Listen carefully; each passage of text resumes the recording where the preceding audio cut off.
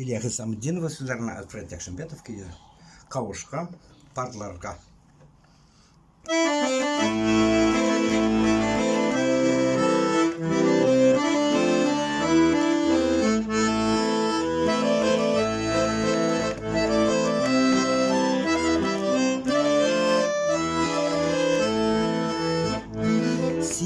Sinarına sevlerim var, yüreğimin ağlar türünde.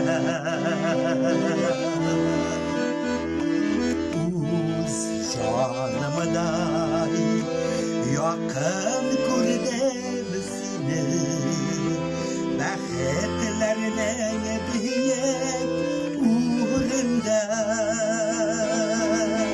Gözlerimle ağlamayı, gözlerimle anılaşıp yaşamayı,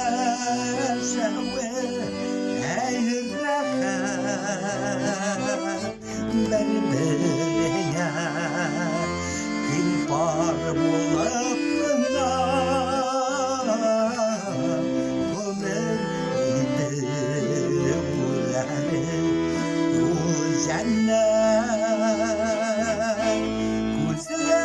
gözlerimle ağlamayı, gözlerimle anılaşıp yaşamayı, ey rahat berbeye kim var bulup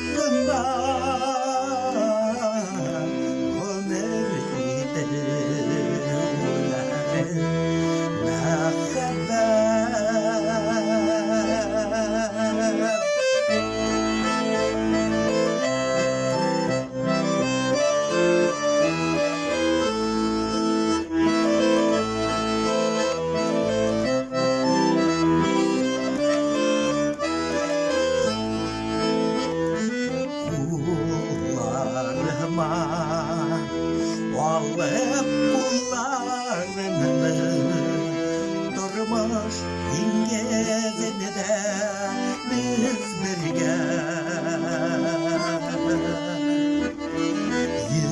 yüzerge değil mehabet ilinde yilkenin bularımın ömürge. Gözlerimle ağlamayı, gözlerimle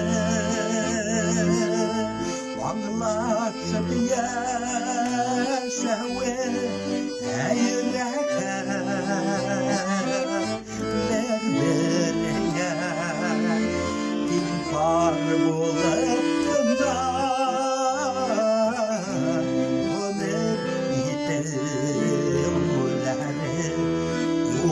cennet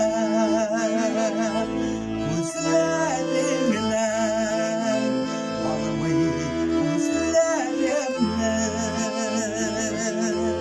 anılaşıp yaşamayı, ey rahat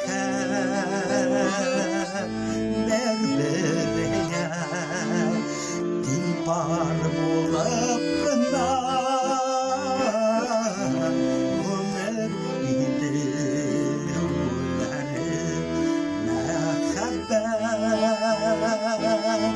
berbeye kim var